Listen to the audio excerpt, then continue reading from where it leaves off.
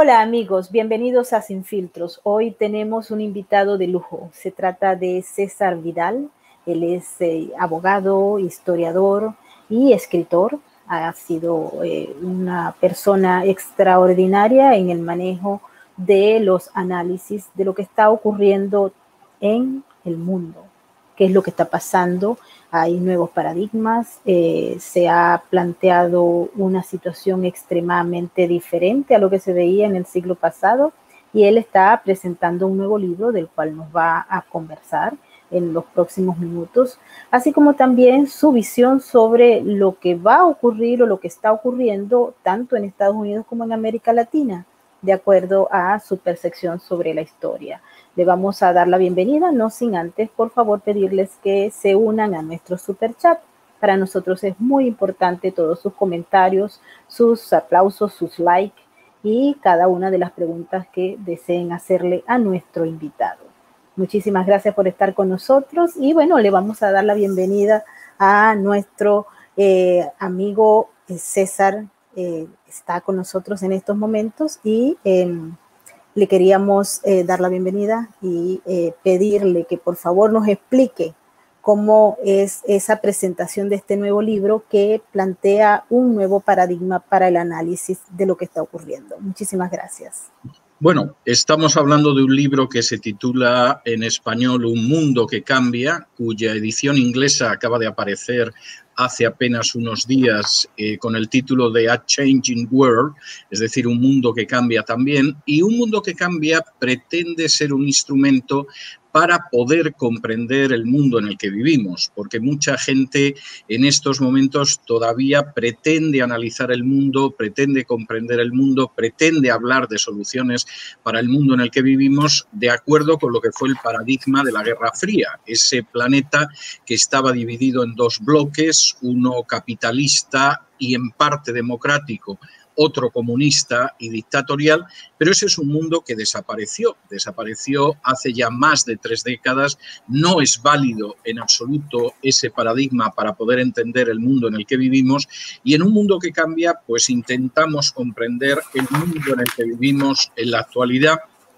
e intentamos comprender cómo, por ejemplo, paradigmas como izquierda o derecha cada vez tienen menos sentido y se han ido desvayendo, se han ido realmente casi derritiendo con el paso de la realidad y cómo en realidad el gran enfrentamiento en el mundo en estos momentos no es un enfrentamiento entre capitalismo y comunismo, aunque obviamente todavía persiste algún régimen comunista en el mundo, muy minoritarios, sino que es un gran paradigma que enfrenta a los partidarios de la agenda globalista con aquellos que, por el contrario, creen en una visión patriótica de lo que debería de ser su patria, su nación, su país de origen.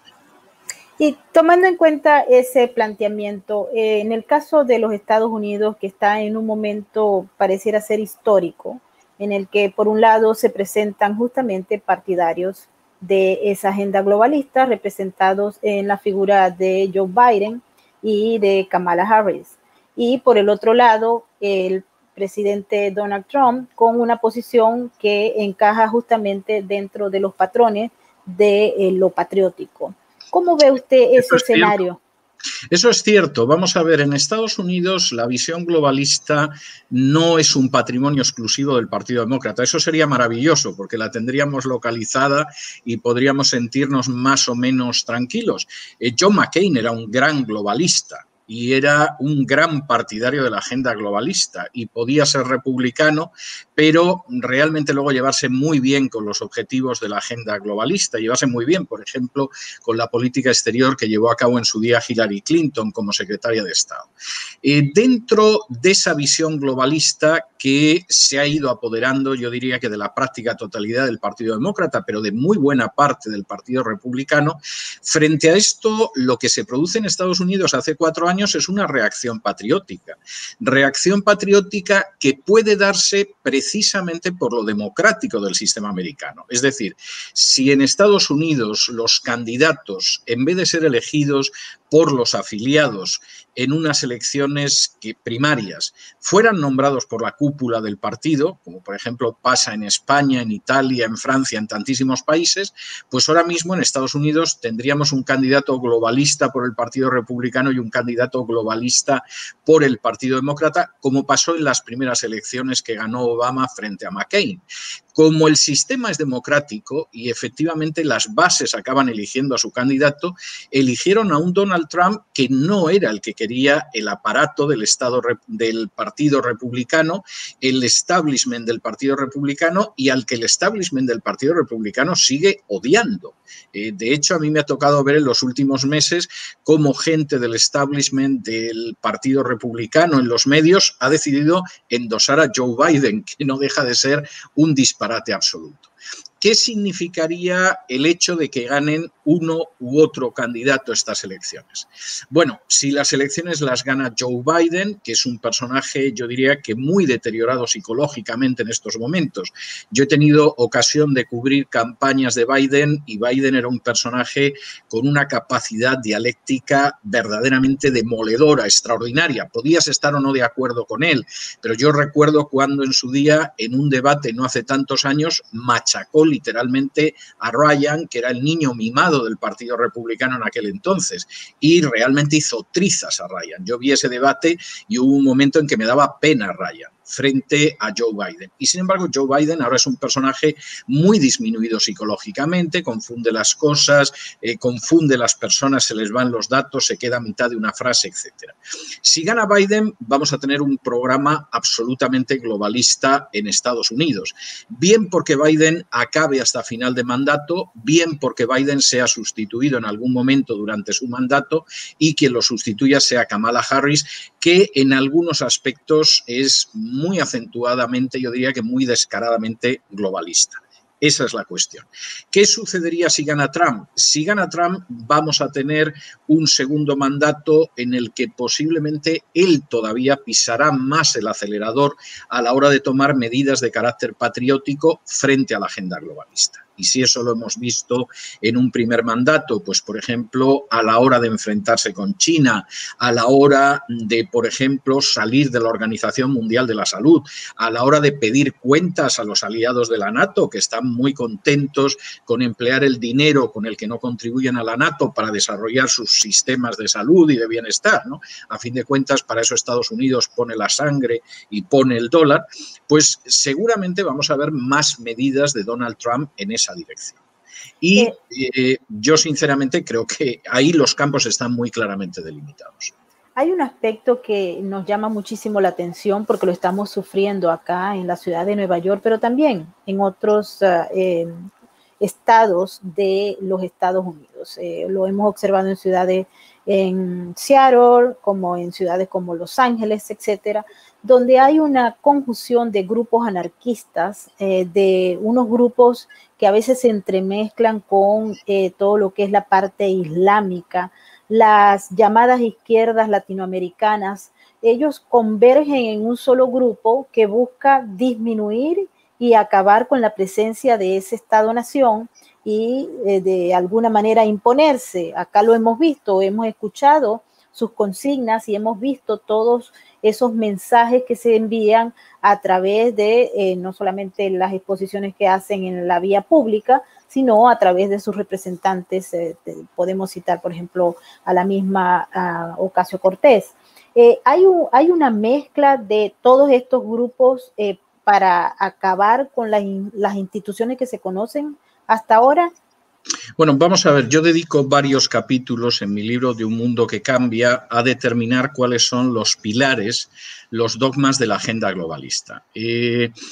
Empecemos diciendo que la agenda globalista no es la globalización. La globalización es algo maravilloso que permite que si ahora quisiéramos usted y yo nos conectáramos con alguien en Finlandia o en el sur de España o en Tailandia, y eso es algo fantástico. La agenda globalista es una cosa distinta y yo en mi libro cito un pasaje de las memorias de David Rockefeller, donde él dice: durante años se ha acusado a mi familia y a mí de llevar a cabo una agenda contraria a los intereses de Estados Unidos y favorable a la creación de una cábala secreta mundial de intelectuales y financieros que acabe creando un nuevo orden mundial, un solo mundo. Y él dice: si esa es la acusación, me declaro culpable y estoy orgulloso de ello. Hay un plan que es la agenda globalista. Esa agenda globalista utiliza una serie de instrumentos y tiene una serie de objetivos. E igual que tiene un objetivo de reducción de la población mundial, tiene un objetivo de acabar con las culturas nacionales mediante un fenómeno de multiculturalidad, mediante un fenómeno de inmigración descontrolada. Posiblemente el continente donde esto resulta más claro es Europa. Es decir, en Europa, desde los años 70, se han ido firmando una serie de acuerdos que significan el final de Europa como cultura y que la mayoría de los ciudadanos europeos no se han enterado en absoluto de que se firmaban y que ha implicado, pues como usted muy bien decía, esa alianza extraña, por ejemplo, entre grupos islámicos, entre los antifas, entre los grupos supuestamente antirracistas, pero muy racistas hacia ciertas razas, que también se ve en Estados Unidos. Ese programa que está muy avanzado ya en Europa, y hay quien piensa que posiblemente en 10, 15, 20 años hay naciones europeas que van a desaparecer como esa nación que han sido durante siglos, en Estados Unidos es más reciente. Pero cuando uno mira, por ejemplo, el programa de Black Lives Matter, ahí están todos los dogmas de la agenda globalista. Es decir, está la apertura de fronteras, está quitarle fondos a la policía para que pueda mantener la ley y el orden, está que abramos las cárceles y dejemos salir a los delincuentes, y está acabar con las raíces históricas del país, que en algún caso se puede apelar a la esclavitud, pero que luego atacan las mismas estatuas, por ejemplo, de Lincoln, que fue el gran emancipador de los esclavos negros en este país. Es decir, ahí hay algo que parece extraño. Uno dice, bueno, pero ¿qué tiene que ver gente que lleva la camiseta del Che Guevara con gente que, por el contrario, gritaría Allahu Akbar? ¿O qué tiene que ver con otra gente que es feminista, etcétera? Pues sí, tiene que ver. Esa gente forma una coalición que es la punta de lanza contra el sistema tal y como lo conocemos y en favor de objetivos globalistas. Y hay que decir, en honor a la verdad, que tampoco lo ocultan. Cuando de pronto alguna de las líderes de Black Lives Matter, que se confiesan como marxistas prácticas, además, tampoco están negando que son marxistas, se han hecho fotos al lado del dictador Maduro, muy orgullosas de hacerse una foto al lado del dictador Maduro, cuando dicen que su objetivo es acabar con Donald Trump y que su objetivo es acabar con la sociedad que conocemos y las instituciones que conocemos. Bueno, a lo mejor los grandes medios esto no lo replican, pero ellas no están llevando esto en secreto y están haciendo este tipo de declaraciones a diario. Claro que el intento es acabar con el sistema. Esto, desde ciertos sectores de la población, es lastimoso. Un porcentaje elevadísimo de los hispanos que han venido a este país han venido huyendo del fracaso de los sistemas al sur del Río Grande. Entonces es para preguntarse, bueno, vamos a ver, el sistema que a usted lo catapultó de su país de origen, sea Venezuela, sea Cuba, sea México, y lo ha traído a Estados Unidos para poder subsistir, ¿usted sueña con implantar también ese sistema destructor en este país? Y entonces, ¿dónde va a huir usted? ¿A Groenlandia, a la Antártida? Es decir, esto es algo de puro sentido común. Pero cuando uno ha visto, por ejemplo, desfilando por Brickell, por la avenida principal de Miami, a gente de Black Lives Matter con camisetas en las que se ve la efigie del Che Guevara y pintando la hoz y el martillo en determinados sitios, uno dice, bueno, pues claro que determinadas cosas no es que puedan, es que ya están sucediendo aquí y realmente son muy peligrosas y además apuntan a algo que no es nacional, que no es regional, que no es sectorial, que es totalmente mundial, que es global. Profesor, hay mucha gente que no entiende todavía las diferencias de los conceptos que hoy se consideran anacrónicos sobre izquierda-derecha y lo que se está viendo en estos momentos. Desde países de América Latina, particularmente desde Venezuela, se empieza a inflar y se mantiene un discurso en el que se señala a la derecha causante de todos los males, al igual que en otros países de la zona. ¿Podría usted explicarle a los que nos están viendo exactamente por qué en estos momentos es muy difícil y muy complejo hablar de una izquierda?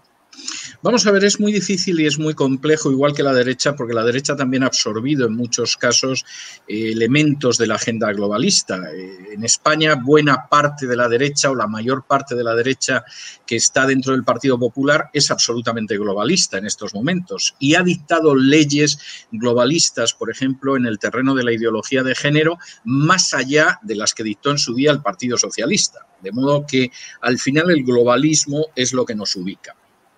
El caso de Hispanoamérica es un caso peculiar. Hispanoamérica tiene una década en la que se produce una restauración de regímenes democráticos, sobre todo con gobiernos de derecha y de centro derecha. Es una década muy buena en términos económicos y en términos de restauración de las libertades, pero también es una década donde se produce una situación de corrupción que facilita que la izquierda tenga su canto del cisne a partir del Foro de Sao Paulo. El Foro de Sao Paulo es el último extertor de la izquierda clásica. Ha desaparecido la Unión Soviética, hemos cambiado de paradigma, pero en Hispanoamérica no se han dado cuenta de ello y en Hispanoamérica siguen creyendo que hay una división entre izquierda y derecha clásica y consiguen en un momento determinado que una serie de partidos vayan ocupando todos los países con gobiernos de izquierdas. ¿Qué sucede? Pues como en última instancia al final hay corrupción, hay una mala gestión económica, las ideas de carácter socialista e incluso socialdemócrata tienen muy malas consecuencias para la economía, para el empleo, para el crecimiento económico, muchos de estos partidos van siendo desalojados del poder. ¿Y qué pasa con aquellos que son dictaduras y que de pronto ya no viven en un mundo donde podían recurrir a la Unión Soviética? Bueno, pues muy sencillo, esas dictaduras de una manera encubierta, mientras siguen levantando la bandera roja y siguen hablando del socialismo y del imperialismo yanqui, de todo este tipo de cosas, entran dentro de la agenda globalista. El primer caso es Cuba y es curioso que David Rockefeller lo cuenta. Él cuenta cómo Fidel Castro va a verlo nada más caer el muro de Berlín y va a verlo porque quiere hacerse una foto dando la mano a David Rockefeller, el supercapitalista por excelencia. Y David Rockefeller dice, bueno, y la gente no sabía que al mismo tiempo que me daba la mano y salía en los periódicos, mi hija llevaba ya mucho tiempo visitando Cuba y diciéndole a Fidel Castro lo que tenía que hacer. Entonces, la dictadura cubana, que lo único que quiere es permanecer, se da cuenta hace años de que lo tiene que hacer, aunque hable de Marx, aunque mantenga una dictadura comunista, tiene que hacerlo dentro del tren globalista. Y eso llega a tal extremo que en un momento determinado la hija de Raúl Castro se convierte en la capitana del movimiento gay en Cuba. Es decir, Cuba, que encarceló a los homosexuales en campos de concentración, en un momento determinado acepta la agenda globalista y dice, bueno, no hay problema, vamos incluso a reformar la Constitución cubana para que pueda existir el matrimonio homosexual. Nosotros nos sumamos a la agenda globalista, pero déjeme usted ser el tirano en mí mismo. En Venezuela sucede lo mismo y es tremendo que esto se suele escapar a los analistas. En Venezuela, en un momento determinado, el régimen venezolano sigue diciendo que es socialista, sigue oprimiendo a la gente, sigue teniendo una política desastrosa en términos económicos e intervencionistas, pero ya se ha subido o intenta subirse a la agenda globalista. Y cuando la gente se pregunta diciendo, pero bueno, ¿cómo es posible que el régimen de Maduro no caiga? Y piensa, bueno, eso será porque lo sostiene Rusia. No, ¿qué va? Rusia no tiene capacidad, no voy a decir para sostener a la dictadura de Maduro, ni para sostener a una dictadura pequeñita de un país pequeñito. El régimen de Maduro se mantiene sobre la base de vender las riquezas del país a más de 40 naciones, de las cuales 30 y tantas son democracias y además reconocen a Guaidó como presidente, lo cual es el colmo de la hipocresía. Es decir, nosotros de nuevo entramos en el juego de la agenda globalista en Hispanoamérica. Vamos a reconocer a Guaidó porque está muy feo que Suiza, Suecia, Francia, Alemania, Gran Bretaña no reconozcan a Guaidó, pero con quien hacemos negocios y a quien estamos manteniendo en el poder comprándole sus materias primas es a Maduro. Con lo cual hay un enorme ejercicio de hipocresía. ¿De qué sirve que aceptes al embajador de Guaidó si luego el dinero a quien se lo das es a Maduro y le permites perpetuarse en el poder? Y aquí lo que se ve es un gran despliegue para Hispanoamérica, que es precisamente el plan de la agenda globalista. No nos importa el régimen que usted tenga en su país. No nos importa si tiene elecciones o no las tiene. No nos importa si es una dictadura o es un gobierno autoritario. Lo que nos importa es que usted está dentro de ese plan de la agenda globalista y, por supuesto, nosotros decidimos cuál es su política, sobre todo en términos económicos. De manera que podemos decir de cara afuera que sentimos mucho los más de 3 millones de venezolanos en el exilio, la miseria del pueblo, pero a la hora de la verdad nosotros le dejamos a usted manos libres porque lo que queremos es apoderarnos de esas riquezas que tiene Venezuela y que eso esté controlado transnacionalmente. Esto es enormemente importante y el que no entiende esto se pone a analizar el caso de Venezuela, de Cuba, etcétera, de acuerdo a lo que eran las reglas de la Guerra Fría, pero la Guerra Fría acabó hace más de 30 años. Y esto explica, por ejemplo, y me parece muy doloroso, que el gobierno de Estados Unidos en un momento determinado sea duro verbalmente con la dictadura de Maduro, con toda la razón del mundo, pero luego periódicamente permite que Chevron siga comerciando con Maduro y por lo tanto mantenga a Maduro en el poder. ¿Por qué? Pues porque todos sabemos que al final PDVSA va a ser de Chevron y que además las acciones que se han ido tomando han sido para ir expulsando a cualquier grupo empresarial, económico, que pudiera llegar a apoderarse de PDVSA y que no fuera Chevron. Y sacamos en un momento determinado de la competición a Rosneft, que era una empresa rusa, sacamos a Repsol, que es una empresa española, y al final queda Chevron. Y el que no vea que PDVSA va a acabar en manos de Chevron, pues es que realmente no ve.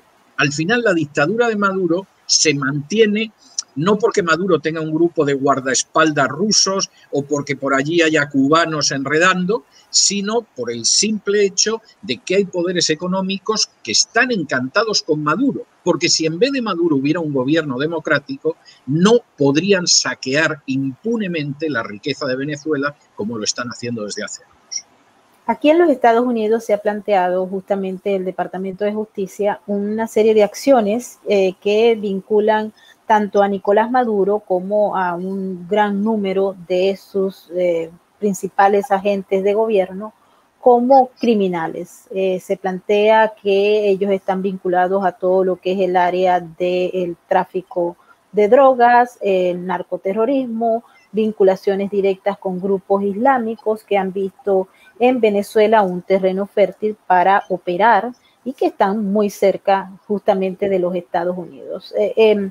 Tomando en cuenta el planteamiento que está haciendo, ¿dónde queda toda esta narrativa que se plantea desde acá y que se han convertido en acciones judiciales, entre las cuales hay ya personas que están bajo arresto de las mismas autoridades norteamericanas? Bueno, vamos a ver, la vinculación de la dictadura venezolana, yo añadiría de la dictadura cubana, y añadiría también, sin ningún género de dudas, del gobierno de Evo Morales en Bolivia con el narcotráfico, es absolutamente innegable. Es decir, eso es algo que, por supuesto, en un momento determinado llevará ante los tribunales a determinadas personas, esperemos que se dicten condenas, etcétera, etcétera, pero eso es innegable. Ahora bien, con ser tan innegable y tan claro, finalmente la gente que ha terminado cayendo en manos de la justicia, bueno, eso, como dirían en Estados Unidos, es peanuts. Es decir, son los Mickey Mouse de esa historia. Es decir, no tenemos a Padrino, no tenemos a Maduro, no tenemos incluso a gente de segundo nivel que son también muy importantes. Estamos hablando incluso de gente que ya se han marchado del régimen madurista. Es decir, de gente que pudo tener alguna importancia en eso, pero que salió de la banda mafiosa hace muchos años. Y sobre eso es lo que está, sobre los que está cayendo la acción de la justicia. Bueno, pues yo creo que es para reflexionarlo. Es más, hay gente de notable importancia que desempeña un cierto papel en esa cadena de blanqueamiento de dictaduras como la venezolana o en su día el gobierno boliviano de Evo Morales, que van tranquilamente por el mundo. Estoy pensando en el antiguo presidente del gobierno español, Rodríguez Zapatero, que es un personaje evidentemente despreciable, al que el actual secretario general de la OEA calificó como el imbécil, porque se negaba a ver lo que era la realidad de la dictadura venezolana. Es un personaje sobre el que no se han iniciado acciones judiciales y es un colaborador indiscutible. Hay una serie de personajes, por ejemplo, de Podemos, que es un partido comunista en España, ahora mismo en el gobierno español, que durante años han estado recibiendo dinero de la dictadura, primero de Chávez y luego de Maduro. No se ha iniciado ninguna acción judicial. Es decir, mientras yo no vea algo más arriba, a mí me da la sensación de que esto es como en esos países donde hay grandes grupos de crimen organizado, en los cuales ocasionalmente la policía atrapa a alguno de los de abajo para que no se diga que la policía no hace nada, pero el gran grupo de narcotráfico, de delincuencia organizada, permanece absolutamente intocado. Esto nos llevaría, sí, esto nos llevaría a pensar, por ejemplo, en el hecho de que hay como una coincidencia de criterios y de asociaciones estratégicas entre lo que está pasando acá en los Estados Unidos, algunas influencias que se han venido estableciendo en el Departamento de Justicia con estos otros grupos que buscan proteger la acción no solamente de gobiernos o regímenes como el venezolano o el nicaragüense o el boliviano, sino también que tienen línea directa con esas organizaciones criminales que les permiten enriquecerse. En el estado de la Florida, por ejemplo, observamos cómo son muchos los que están vinculados a esa empresa de lavado de dinero, que siguen haciendo vida pública, siguen gastando dinero y hasta el momento no los han tocado, aunque hay algunos otros que han sido mencionados y tienen acusaciones federales. Bueno, yo creo que aquí hay que aplicar la regla que aquel confidente de Woodward y Bernstein, los periodistas que descubrieron el escándalo Watergate, formuló, y es el follow the money. Sigue el dinero, sigue la pista del dinero. Entonces, cuando uno sigue la pista del dinero, más allá de las declaraciones que pueden estar cargadas de razón, pero no pasan de ser declaraciones hablando en contra de la dictadura de Cuba, de la dictadura de Venezuela, etcétera, yo creo que sería muy interesante seguir el dinero. Por ejemplo, ¿qué gente está haciendo grandes negocios ahora mismo en Estados Unidos con la dictadura cubana? Algunas de esas personas en su día eran partidarias encarnizadas del embargo contra la dictadura cubana, etcétera, movilizaban a su electorado en este sentido. Y ahora están haciendo negocios maravillosos con la dictadura cubana, de manera que, en fin, tú puedes decir lo que quieres, pero esto es como el señor que no para de hablar de lo fiel que es a su esposa y luego sabemos que todos los fines de semana los pasa con prostitutas. Y en el caso de Venezuela es muy escandaloso. O sea, yo en el caso de Venezuela, lo único que le pediría a la gente que nos esté viendo, nos esté oyendo, es que siga la pista del dinero de las materias primas de Venezuela. El gobierno de Venezuela es un regalo para los que quieren saquear la riqueza de Venezuela. Nunca van a encontrar un gobierno más corrupto y más dispuesto a malbaratar las riquezas del país que el gobierno de Maduro. Ese gobierno es un regalo de los dioses para los que quieren saquear Venezuela. Y vamos a ver, la gente habla del petróleo porque tiene muy poco conocimiento de Venezuela y les suena solo el petróleo. Pero simplemente la apertura a las grandes riquezas del país, que en el año 2016 lleva a cabo Maduro, en un acto en que hay multinacionales de todo el mundo, mayoritariamente de naciones democráticas, es mucho más revelador que el petróleo, aunque siempre oímos Venezuela, petróleo. Voy a poner un ejemplo para que la gente lo entienda. Nuestros teléfonos celulares no pueden funcionar sin un mineral que se llama coltán. El coltán solo existe en dos partes del mundo. En el Congo, donde ha provocado una guerra civil por el control del coltán que ha costado más de 4 millones de vidas, aunque por supuesto de eso jamás se habla en la televisión o en la radio o en la prensa escrita, y en Venezuela. Y, por supuesto, cualquier gran poder económico que quiere hacerse con un control tan grande de un material indispensable para nuestros celulares. O sea, pensemos en un mundo sin celulares, lo que sería sin teléfonos celulares, sabe que efectivamente está en Venezuela y que hay que saquear a Venezuela. Y por lo tanto, desde esa perspectiva, a mí me interesa que un dictador como Maduro o alguien parecido a él esté en el poder, porque va a malbaratar, a vender, a corromper las riquezas de los venezolanos por generación tras generación. Bueno, pues sigamos la lista de las transnacionales que compran este tipo de minerales, de materias primas en Venezuela, veamos el volumen de sus transacciones y luego ya sabemos por qué Maduro se mantiene en el poder.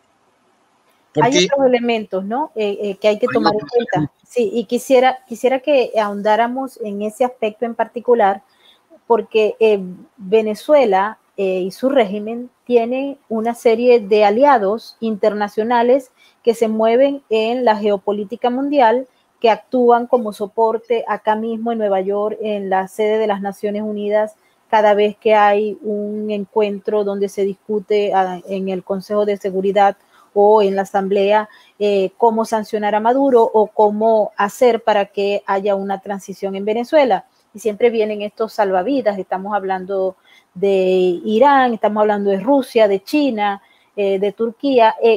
¿Cómo encajan estos países en ese esquema que se está planteando, como por ejemplo esa venta de coltán? ¿Cómo se puede observar? Ellos están en otra situación, pero son países cuya influencia, con la excepción de China, pero la diplomacia china es una diplomacia muy especial. Yo le dedico un capítulo en mi libro, igual que se lo dedico a Rusia. Son países cuya importancia real es muy limitada y creo que esto lo van a comprender de manera inmediata. Vamos a ver, la Unión Soviética era una gran superpotencia, era la segunda superpotencia del mundo en su momento. Rusia no llega ni a sombra de lo que fue la Unión Soviética. De entrada, perdió más del 30% de su territorio y buena parte de su territorio más rico con la desmembración de la Unión Soviética. No es ninguna tontería perder el 30% de tu territorio y además buena parte del territorio más rico, como es el caso de Ucrania. Segundo, el Producto Interior Bruto de Rusia es el Producto Interior Bruto de España. Es decir, estamos hablando de un país muy limitado, que sigue teniendo un gran ejército, que tiene muy buenos técnicos militares, pero que es absolutamente limitado. Rusia, salvo intervenciones muy puntuales y muy parciales, no puede mantener un esfuerzo bélico. Eso es imposible. En estos momentos, prácticamente los únicos países que podrían mantener un esfuerzo bélico continuado serían o China o los Estados Unidos. Y con enorme coste. La guerra es muy cara, en contra de lo que puedan pensar algunos. De manera que Rusia en estos momentos está en una situación en la que fundamentalmente lo que pretende es que Venezuela le devuelva el dinero que le ha prestado y que le va devolviendo a trancas y barrancas. Y mientras le devuelve el dinero, por supuesto, va a intentar ayudar a este gobierno porque no está claro que si viniera otro gobierno iba a reconocer las deudas que Venezuela tiene con Rusia. Y son deudas cuantiosas que ha habido protestas graves del gobierno ruso hace cosa de un año porque Venezuela a China sí que la estaba pagando de manera puntual y a Rusia la pagaba pues cuando quería, como quería y lo que parecía. De modo que ahí la situación de Rusia es decir, yo tengo que cobrar una deuda y no estoy nada seguro de que los que vengan después me paguen la deuda. Rusia incluso ha deslizado la idea de que si los que vienen después me pagan la deuda, yo dejo de apoyar a Maduro, porque yo lo que quiero es cobrar mi deuda, y esa es la situación. En el caso de Irán, Irán es un régimen paria, y evidentemente Irán se va a liar con todos los regímenes paria que surjan en el mundo.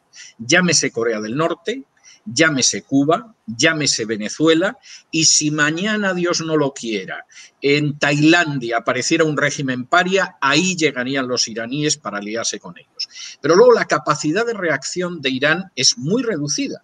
Recordemos que Estados Unidos asesinó al general más importante de Irán, que era un héroe nacional, E Irán no ha sido capaz de responder a eso. Entre otras cosas porque no puede, es decir, gracias a Dios no puede, porque claro, si pudiera no sabemos lo que hubiera significado una escalada en ese sentido, pero Irán es una potencia muy limitada, entre otras razones por cuestiones económicas, porque lleva en crisis económica desde hace décadas y en una situación en la que el régimen es un régimen muy duro, muy brutal, pero cada vez tiene menos base social sobre la que apoyarse. China es otra cuestión. Vamos a ver, China está llevando a cabo una política en Hispanoamérica extraordinariamente inteligente y extraordinariamente peligrosa que yo relato en el capítulo que dedico a China en el libro de Un mundo que cambia. A China se la ha despreciado estúpida y arrogantemente durante décadas. Mientras que en mi caso llevo más de 20 años advirtiendo del peligro que era China. Yo he viajado a lo largo y a lo ancho de China durante años y sé lo que es China. Y China es un coloso increíble y además es un coloso que ha decidido expandirse mundialmente sin disparar un tiro, sin provocar golpes de Estado, sin provocar revoluciones, porque tiene un sistema de expansión económica. Y cuando China llega en un momento determinado a un país, y Venezuela es uno de tantos, es decir, podríamos hablar de países de Asia, de África, de Hispanoamérica, etcétera, el sistema chino es un sistema terriblemente eficaz. Si usted, por ejemplo, es un país y tiene estaño y yo necesito su estaño, yo no le regateo el precio del estaño. Ni le voy a provocar un golpe de Estado para que haya gente que me venda el estaño más barato. Yo acepto su precio del estaño con un contrato por 15, 20, 30 años para que usted me lo suministre y además yo le construyo gratis las infraestructuras para sacar el estaño. Yo le hago puertos, yo le hago aeropuertos, yo le hago túneles, yo le hago puentes, yo le hago carreteras para poder sacar el estaño y llevármelo a China. Y dentro de esa estrategia que se da en toda Hispanoamérica, la gente se quedaría pálida si supiera el peso que ya tiene China en un país como Perú, en un país como México, en un país como Bolivia, etcétera, etcétera. Venezuela es un país más, pero es un país muy importante, porque no nos vamos a engañar. Dentro del mercado de las materias primas, Venezuela tiene un peso que no lo tiene Guatemala, que no lo tiene el Perú, que no lo tiene la Argentina. Es un país inmensamente rico. Y en ese sentido, para China es interesante. Pero no desde una perspectiva geopolítica, como a lo mejor la hubiera podido tener en su día la Unión Soviética, sino desde una perspectiva de que efectivamente a mí me garantiza que yo tengo el fuel necesario para seguir desarrollándome, para tener un Producto Interior Bruto que ya supera al de Estados Unidos y para estar en algunas cuestiones tecnológicas ya por delante de los Estados Unidos. Es decir, estamos hablando de regímenes totalmente distintos. Y junto con esto, y ya esto sería la hez de la hez, la basura de la basura, por supuesto, están todos aquellos grupos terroristas que buscan un lugar donde entrenarse. Y si en el pasado se entrenaban en Argelia, se entrenaban en Siria, se entrenaban en determinados países, bueno, pues ahora el lugar ideal es una Venezuela, por ejemplo. ¿Cómo podría serlo una Colombia? Pongo por caso. Es decir, esta es la configuración de fuerzas. Pero en términos de sostener económicamente al régimen de Maduro, de tal manera que pueda pagar a las fuerzas represivas y a las fuerzas armadas y mantenerse en el poder, de todos esos países, el único que tiene una relevancia real es China. E incluso China tiene una relevancia bastante menor que los otros países democráticos que te pueden reconocer a Guaidó con una mano y pagar con la otra a Maduro. Con lo cual el reconocimiento de Guaidó no pasa de ser una ceremonia muy hipócrita, porque al final estás apuntalando económicamente a una dictadura que tú sabes que es una dictadura y que es una dictadura terrible. Hace apenas unos días el Parlamento Europeo decide, con razón, que no asiste a las próximas elecciones en Venezuela porque son una farsa y porque no tienen garantía. Esto es verdad y hay que aplaudirlo. Pero al mismo tiempo, buena parte de las naciones europeas representadas en ese Parlamento negocian con Maduro. Con lo cual, esa declaración de principios pues se queda en nada, porque en la práctica esas naciones están apuntalando y están sosteniendo la dictadura bochornosa y asesina que hay en Venezuela. Dentro de ese marco y de ese paradigma que usted está planteando, el caso, por ejemplo, de las inversiones que se están haciendo desde la República Islámica de Irán en Venezuela, particularmente en el área de alimentos, aunque hay otros rubros, ¿cómo puede interpretarse? Bueno, yo creo que es un intento de Irán de efectivamente mantener algún tipo de alianza internacional. Es decir, Irán está absolutamente aislado. El último paso diplomático, por ejemplo, que ha dado Donald Trump ha sido conseguir que los israelíes lleguen a un acuerdo con los Emiratos Árabes, lo cual todavía hace más fuerte el cerco alrededor de Irán. Irán es un país aislado en términos generales. Y por lo tanto, la idea es ver cómo mantienes la sensación de que no estamos aislados del todo. Hay otros regímenes heroicos que combaten al imperialismo y que están a nuestro lado. Eso no deja de ser propaganda.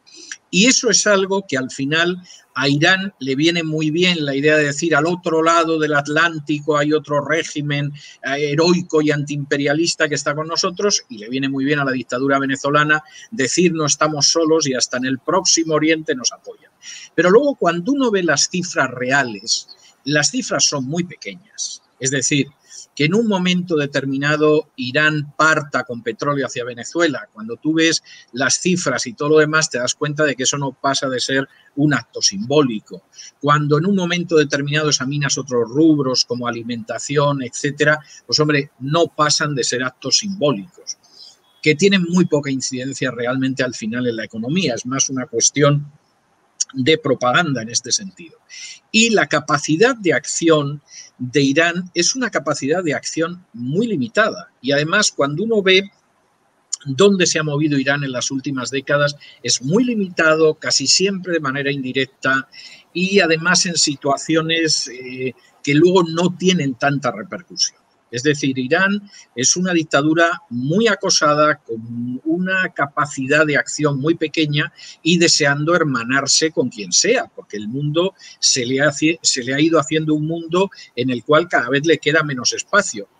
Irán está en buena medida atrapado entre los globalistas y los patriotas y es odiado por ambos. O sea que esa es una historia bastante clara. Ahora, de cara a la propaganda de las dos dictaduras, bueno, pues queda bien eso de que las dos dictaduras digan que están juntas en un frente antiimperialista, etcétera, pero eso no pasa de ser palabrería. Es muchísimo más importante ver cómo se está vaciando la riqueza de Venezuela, porque esa es la clave al final de la permanencia de esa dictadura y además marca lo que presumiblemente haría la agenda globalista con el resto de Hispanoamérica.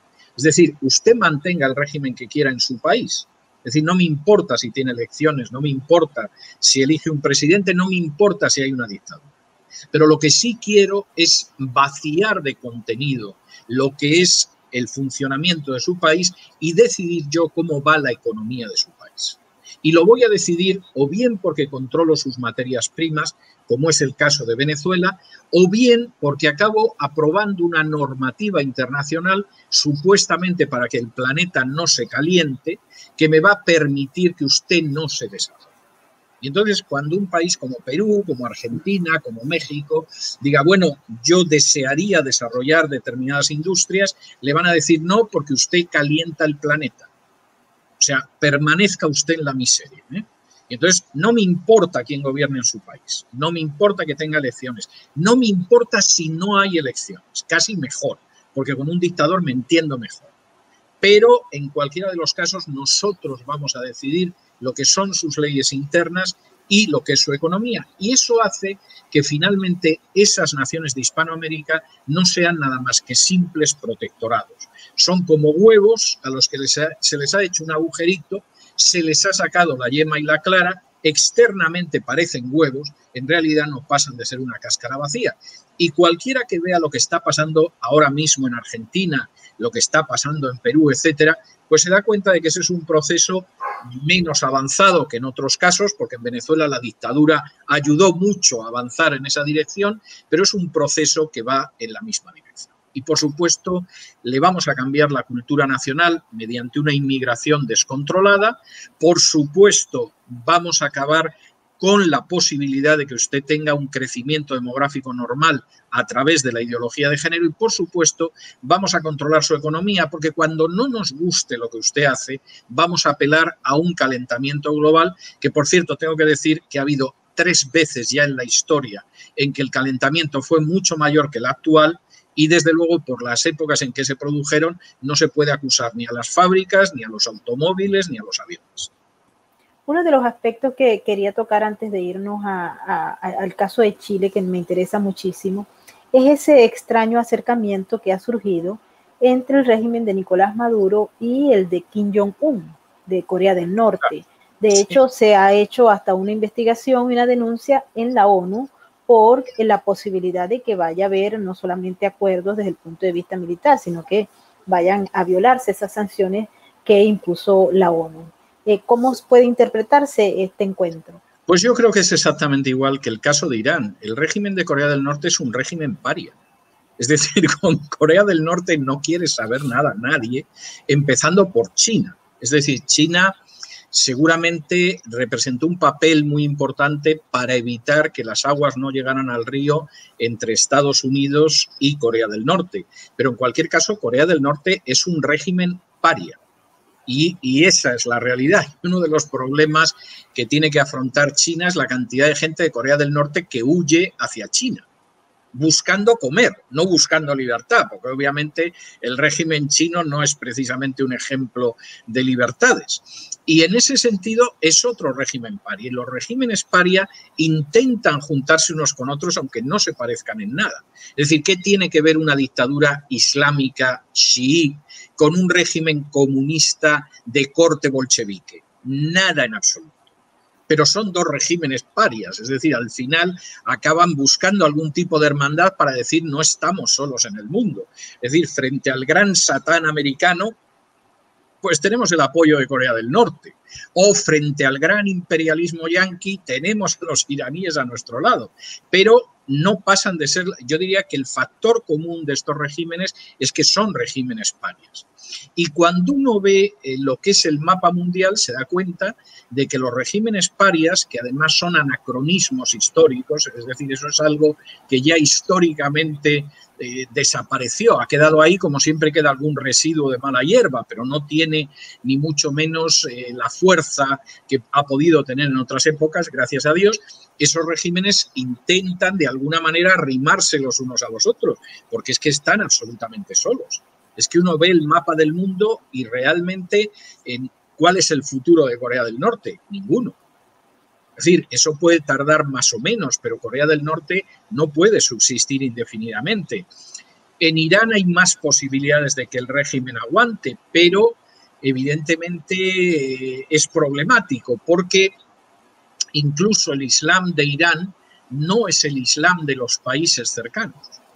Y esto a Irán le plantea un gran problema. Es decir, Irán, por razón natural, choca con el deseo de Arabia Saudí de ser la potencia hegemónica en la zona. Y Arabia Saudí ha jugado desde hace décadas muy bien sus cartas, siendo primero aliado de Gran Bretaña y después de Estados Unidos e incluso de Israel. Y eso, evidentemente, a Irán la coloca en una situación de aislamiento que es histórico, no viene de los ayatolás solamente. Bueno, pues esos regímenes parias de alguna manera intentan estar juntos para que parezca que no están tan solitos, ¿no? Están increíblemente aislados.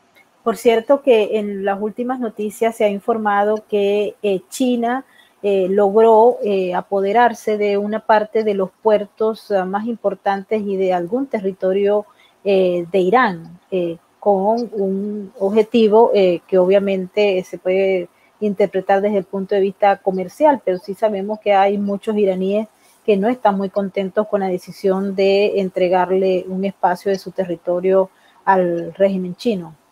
Bueno, vamos a ver, China tiene un plan, de nuevo remito al capítulo de mi libro. Vamos a ver, yo lo digo con pesar y casi me atrevo a decir que con vergüenza ajena. Cuando yo me exilié a Estados Unidos hace años, yo tenía que oír comentarios sobre China que me daban sonrojo, me daban vergüenza. Es decir, gente que no tenía ni idea de lo que era China, que no había pisado nunca China y que hablaba de China con un desprecio verdaderamente tremendo, tremendo. Y yo decía, esta gente no sabe lo que tiene enfrente. Entonces, claro, es como un señor que estuviera casado, que tuviera problemas matrimoniales y que Brad Pitt empezara a seguir a su mujer. Y en vez de darse cuenta del peligro que es Brad Pitt, dijera, pues a mí este Brad Pitt me parece que es demasiado delgadito, no es tan alto como parece, no hay peligro. Y un día descubre a su mujer en la cama con Brad Pitt. Bueno, pues es lo mismo con China. O sea, China tiene un plan de control global que ellos insisten en que no les va a exigir disparar un tiro y que incluye lo que se llama la nueva ruta de la seda. La nueva ruta de la seda, para aquellos que no lo sepan, yo hablo en mi libro de ella, implica, entre otros signos externos de poderío, un tren de alta velocidad que es el mejor del mundo. Yo puedo decir que el tren de alta velocidad chino es el mejor del mundo porque he viajado en ese y en otros que hay en el mundo. Un tren de alta velocidad que va desde Beijing hasta Madrid. Yo quisiera que la gente tome un mapa del mundo y vea dónde está Beijing, capital de China, y Madrid, capital de España, y luego vea todos los países que atraviesa ese tren chino. Y no es que pase el tren, es que hay todo un proceso de aunar las materias primas, pero bajo dirección china. Y eso además va unido a la creación de una serie de bases que China ya ha conseguido llevar hasta la India. Es lo que ellos llaman el collar de perlas. Cada una de las perlas es una base. Bueno, pues ese collar de perlas que llegaba hasta la India ya llega hasta el Índico y al Golfo Pérsico con Irán. Y, por supuesto, hay gente que todavía sigue pensando que el peligro es Rusia, etcétera, porque está viviendo todavía en los años 80. El gran peligro es China. Y China, además, juega muy bien sus bazas. Y es un enemigo formidable. Y o nos percatamos de esto y tomamos medidas, o en un momento determinado, para muchos países que funcionan mal, el modelo va a ser el modelo chino. Es decir, una dictadura comunista con un crecimiento capitalista. Y verdaderamente es inquietante que en algún momento, frente a la agenda globalista, en vez de plantearse un modelo patriótico democrático, se pueda plantear un modelo patriótico, dictatorial, comunista, como el chino. De manera que estas son cuestiones muy importantes y se pasan por alto. Es decir, de pronto hay alguna noticia que aparece en los periódicos sobre China, pero la visión global, la perspectiva sobre China está ausente en nuestros medios. Y yo diría que uno de los capítulos, en la última parte del libro, en la quinta parte del libro, donde yo me he detenido más en dar datos y datos y datos, es el capítulo de China, precisamente para que la gente entienda qué es China y cómo ha llegado desde donde estaba hasta donde está ahora. Y que no siga con ideas tontas de que los chinos no saben hacer nada, solo saben copiar, etcétera, etcétera. Porque ahora mismo, en algunos aspectos, China nos ha adelantado tecnológicamente y los expertos en tecnologías concretas con los que yo he consultado me dicen con enorme horror que China está 5 y hasta 10 años por delante de los Estados Unidos. Y eso es algo que ni Estados Unidos ni la causa de la libertad se pueden permitir. Ciertamente. Vámonos un momento hacia América Latina. En el caso de Chile es un caso digno de análisis porque era un modelo que era admirado, un desarrollo que estaba cercano a los países más importantes, pero de pronto surgió dentro de esa agenda estas explosiones sociales que están vinculadas a esa agenda global. Totalmente. Y que trastocaron todo y dejaron ver que las instituciones no eran tan fuertes como muchos se las habían imaginado. Ahora hay un referendo para cambiar una constitución que había justamente establecido bases sólidas para ese modelo que muchos ahora no quieren y que demonizan. ¿Cómo lo lee usted? Bueno, yo dedico un apartado de varias páginas a Chile en el libro, en toda una parte que está dedicada a Hispanoamérica, porque para mí es un ejemplo de un golpe globalista casi de manual. Ha habido otros, pero el de Chile es muy claro. Vamos a ver qué sucede en Chile para llegar a esta situación. Vamos paso por paso. Primero, el presidente de Chile, que es el que constitucionalmente tiene las facultades para ratificar o no ratificar un tratado internacional, se niega a ratificar el Tratado de Naciones Unidas, de la Organización de Naciones Unidas, de la ONU sobre migraciones, que es el término que se utiliza. Y se niega porque se da cuenta de que ese tratado, en última instancia, si lo autoriza, la inmigración va a negar a Chile y va a desaparecer Chile como tal, que es un país con una población pequeña, muy inferior a la de bastantes estados de aquí de Estados Unidos, no digo ya de las naciones europeas.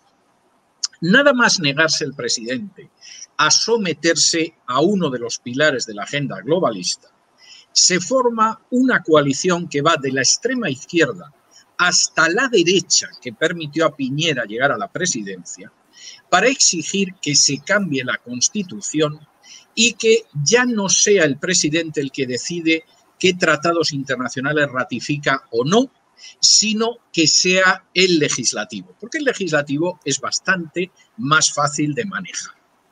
Esta iniciativa no sale adelante, pero ya es obvio que la agenda globalista no le iba a perdonar a Piñera que no aceptara uno de sus dogmas y, por supuesto, se espera el momento ideal para poner al gobierno de rodillas.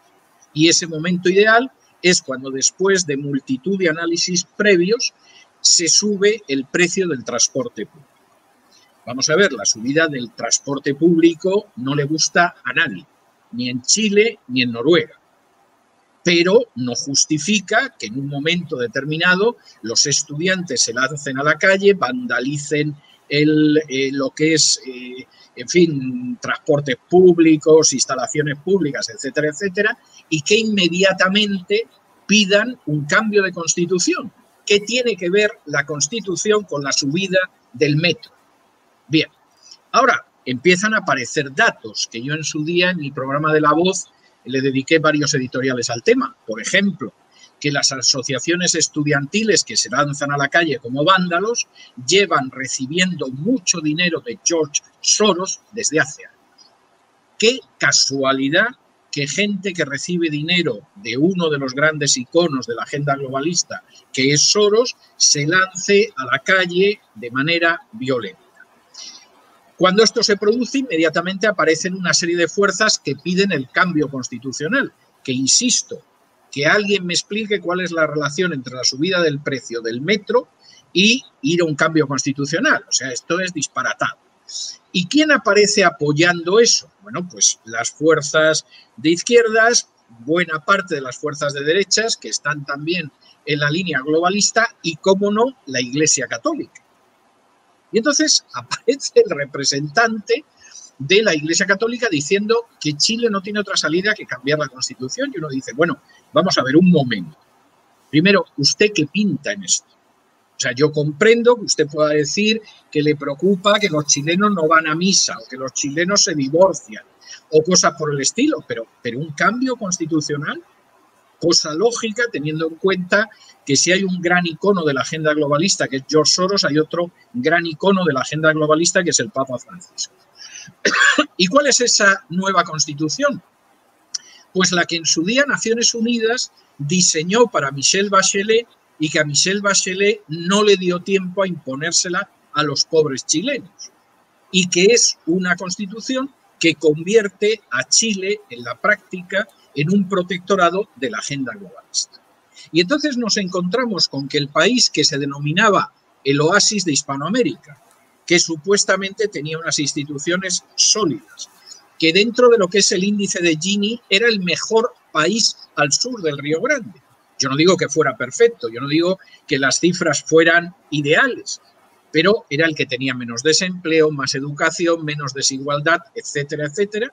De pronto queda claro que sus instituciones son de una debilidad como si fueran papel de fútbol.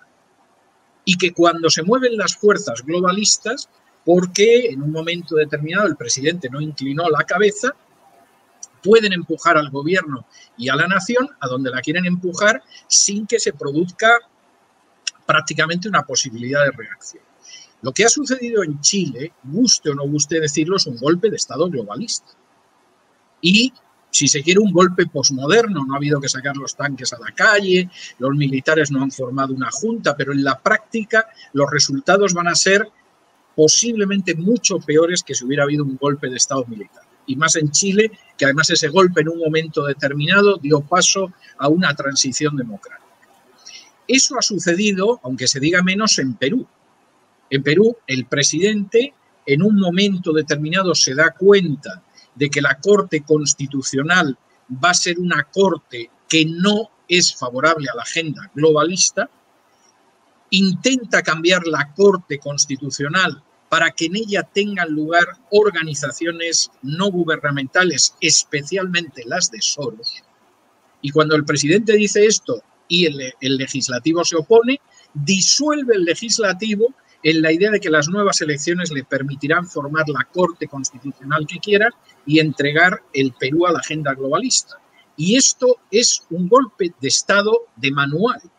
Y sin embargo, en el Perú tampoco reacciona casi nadie por la sencillísima razón de que los medios de comunicación, que son casi un monopolio, desde el principio dicen que el legislativo es muy malo por defender la Constitución y el presidente es un gran hombre por pisotear la Constitución. De manera que esta es una situación que en Hispanoamérica es mucho más grave de lo que puede parecer a primera vista y que además al final convierte esos países en protectorados. Si Chile avanza con esa Constitución, se coloca en el camino de ser un protectorado. Puede gobernar el que quiera en el futuro. Pero las grandes decisiones de Chile ya no las va a tomar Chile. Las van a tomar personas que están en el ámbito supranacional. Y en Perú el camino emprendido va en una dirección parecida. Y por supuesto en Argentina. Es decir, que en un momento determinado el presidente de Argentina se reúna en primer lugar con Soros, que no es un banquero, que no es un miembro del Fondo Monetario Internacional, que no es el presidente del Banco Mundial, pero sin embargo es uno de los primeros personajes con los que se reúne, pues ya dice mucho de lo que le va a pasar a la pobre Argentina.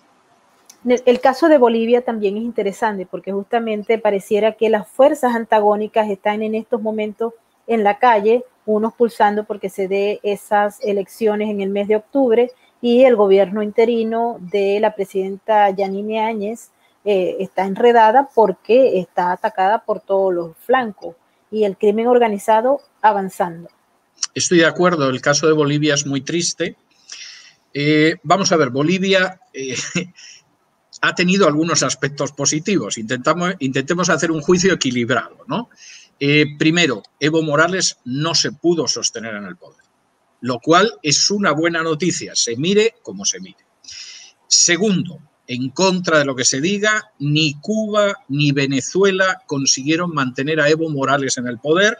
Y, hombre, vamos a ver, yo no quiero ofender a Bolivia, pero no es una gran potencia. Es decir, si no consigues mantener a un dictador como el de Bolivia, que es un país de mediana magnitud en Hispanoamérica, evidentemente tu poder tiene que ser muy pequeño.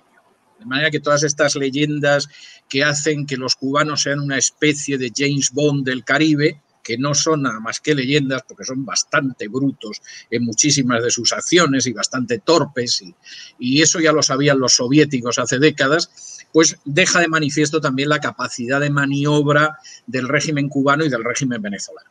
Es decir, los cubanos, para llegar a un país y llevarse todo lo que pueden, son perfectos porque el régimen cubano es un régimen parasitario. Si hubiera que definir de alguna manera la dictadura cubana, no sería marxista-leninista, sería en todo caso marxista-parasitaria. Pero luego, a la hora de tomar acciones de cierto peso, son muy brutos. O sea, lamento ser tan descarnado al decirlo, pero es así. Y la prueba está en que no consiguieron mantener a Evo Morales ni siquiera unas semanas en el poder. Y esas dos noticias son buenas. Ni cubanos ni venezolanos son como ellos quieren que se crea, y algunos opositores dicen, y al mismo tiempo Evo Morales no se pudo mantener. ¿Cuál es el elemento peligroso? Bueno, pues que el gobierno que se forma de pronto es un gobierno que se ve acosado por todas partes. Y entonces ese gobierno que quiere ir hacia una transición democrática, pues de pronto se encuentra con el hecho de que los resquicios del régimen de Evo Morales, por supuesto, siguen teniendo poder, porque han mantenido el poder durante años y siguen detentando un poder en distintas instancias. Por supuesto, el crimen organizado está encantado, porque cuando no existe un poder fuerte pueden hacer lo que quieren, y en un país como Bolivia, que es un país con muy poca solidez y muy poca estructura histórica, pues evidentemente el crimen organizado es una autoridad que impone a punta de pistola, y porque luego hay gente que, aun siendo partidarios de una transición democrática, van jugando su carta personal a ver si hay suerte y llego a presidente. Y claro, esa división de aquellos que se supone que tendrían que defender una transición democrática, el que el plan no sea tampoco un plan especialmente claro, que exista una fuerza delictiva en la calle y que los partidarios de Evo Morales sigan siendo fuertes, coloca a Bolivia en una situación tremenda. ¿Cuál sería la solución? Yo estoy convencido de que la solución sería una gran coalición de todas las fuerzas democráticas que tiene como meta un proceso constituyente. Es decir, que dice, vamos a ver, aquí no es que vayamos a unas elecciones y van a ser limpias, no, es que aquí vamos a acabar con el sistema que creó Evo Morales, que es este disparate de la República Plurinacional, etcétera, etcétera, y volvemos a una República Nacional Boliviana y vamos a ir a un proceso constitucional y además democrático, y vamos a intentar evitar el regreso de la dictadura. Pero la triste sensación que yo tengo es que las fuerzas democráticas en Bolivia no tienen la suficiente altura de miras, a veces ni siquiera la suficiente altura moral como para ir en esa dirección. Y eso coloca al país en una situación enormemente difícil. Es complejo. Hay un panorama, ya a manera de conclusión, positivo o negativo, optimista o pesimista en relación no solamente a lo que está pasando en América Latina, sino lo que está ocurriendo en los Estados Unidos, que es la joya de la corona.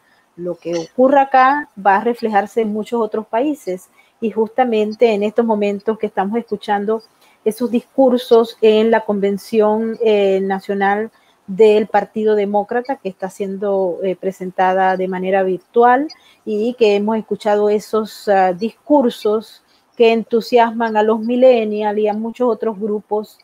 Podríamos estar hablando entonces de que tanto en los Estados Unidos como en el resto de la región puede moverse hacia esos gobiernos que van a estar amparados por el globalismo, por esas estructuras que, dicho sea de paso, la ONU o la OMC y otros han dado muestra de lo que puede ser un gobierno global, porque son bastante deficientes. Pero, ¿qué es lo que se puede esperar? Porque hay mucha gente que está preocupada en relación a estos días y a estos meses por venir. Bueno, vamos a ver, esa observación que acaba de hacer usted sobre los gobiernos transnacionales es una de las observaciones que yo hago en el epílogo del libro de Un mundo que cambia, que es un epílogo relacionado con el coronavirus. Y una de las cosas que yo digo es que una de las lecciones que derivamos del coronavirus es que, en contra de las tesis globalistas, si hay una cosa que ha quedado de manifiesto en esta crisis, es que los gobiernos, las instituciones supranacionales funcionan muchísimo peor que las nacionales, por mal que lo hayan hecho las nacionales. Es decir, la Organización Mundial de la Salud, la ONU, la OTAN, la Unión Europea, la OEA, cualquier institución que mencionemos, lo ha hecho rematadamente mal. Y en el caso de la ONU, en relación con el coronavirus, lo único que consiguió sacar adelante fue una declaración diciendo que el aborto era prioritario durante la crisis del coronavirus. Es decir, que no tenemos que atender a una gente que tenga un ictus, un infarto, un cáncer, cualquier otro tipo de enfermedad, porque el coronavirus estaba por delante, pero la práctica del aborto sí que no la podíamos detener durante la epidemia del coronavirus. Esto es lo más que dio la ONU, el resto de las instituciones ni eso. En el caso, por ejemplo, de Europa, tengo que decir que la Unión Europea y la OTAN fueron tan absolutamente ineficaces que, por ejemplo, la ayuda médica que acabó llegando a Italia, que fue un desastre, solo superado por España, fue rusa y China, lo cual ya dice cómo funcionaron las instituciones transnacionales, y me alegro de que usted lo haya comentado. Ahora, estamos en una situación absolutamente crucial. Yo personalmente no tengo una visión pesimista. En todo caso, sería la de esa definición del pesimista que dice que el pesimista es un optimista bien informado. Yo sé que la situación es grave, pero creo que hay esperanza de revertir esa situación en Hispanoamérica, donde ha encontrado muchísimos obstáculos, y en el resto del mundo. Ahora bien, efectivamente, si en Estados Unidos llega a la Casa Blanca un presidente que suscribe e impulsa la agenda globalista, esto va a ser desesperante, porque Estados Unidos va a utilizar el enorme poder que tiene, que es inmenso, para presionar a todas las naciones de una Hispanoamérica quebrada económicamente. Y una nación que es robusta económicamente, que funciona bien, digamos que tiene todavía cierta capacidad de maniobra para oponerse a presiones internacionales. Pero una nación que está al borde de la quiebra, como ahora mismo está toda Hispanoamérica, que necesita créditos, que necesita renovar la deuda, etcétera, etcétera, bueno, es que lo que le digan lo va a hacer. Si ahora mismo llegara un secretario de Estado globalista a Hispanoamérica y le dice que tiene que legalizar las relaciones sexuales con niños, que forma parte de una agenda globalista ya muy cercana, lo van a hacer, porque la alternativa es la quiebra económica. De manera que es muy importante lo que pase en Estados Unidos. Y es muy importante también para Estados Unidos, porque o Estados Unidos sigue existiendo como eso que sus fundadores puritanos hace ahora 500 años, este año 500 años, llamaron la ciudad en lo alto de la colina, o la última esperanza de la humanidad, como decía Lincoln, en el sentido de seguir siendo un faro de libertad, o por el contrario, se puede acabar convirtiendo en el estandarte del camino que acabará primero con las libertades en Estados Unidos y después con las libertades en todo el mundo. Y no es por casualidad que las dos primeras partes de mi libro, Un mundo que cambia, desarrollan lo que puede ser el final de las democracias. Es decir, la democracia no es un régimen consolidado para siempre, que dure para siempre. Históricamente está muy claro que no es así. Y además hay una serie de enfermedades que acaban matando a la democracia. Y con inmenso dolor, yo que soy un gran enamorado del sistema norteamericano, que estoy muy orgulloso de ser ciudadano americano y que he escrito muchísimas páginas, seguramente miles, explicando lo que es el sistema americano y el pensamiento de los padres fundadores, tengo que decir que en Estados Unidos, en estos momentos, hay toda una línea de acción política que pretende destruir el sistema de los padres fundadores y sustituirlo por un sistema absolutamente liberticida, al que va a colaborar enormemente un partido demócrata que está cayendo cada vez más en manos de socialistas, en un sentido literal del término socialistas. Y tengo que decir, y con esto concluyo, que la gente que a mí en los últimos 2 años me ha llamado con más preocupación, más angustia y más dolor para hablarme de la deriva del Partido Demócrata, no han sido ni independientes ni republicanos. Han sido demócratas que llevan décadas trabajando en el seno del Partido Demócrata y que me han llamado para decirme: los socialistas nos están robando el partido. Y como este partido se convierta en un partido socialista, lo que puede pasar en este país lo sabe solo Dios. Interesante planteamiento y estoy segura que esta conversación debe tener una segunda parte. Muchísimas gracias por estar con nosotros en Sin Filtros. Será un placer.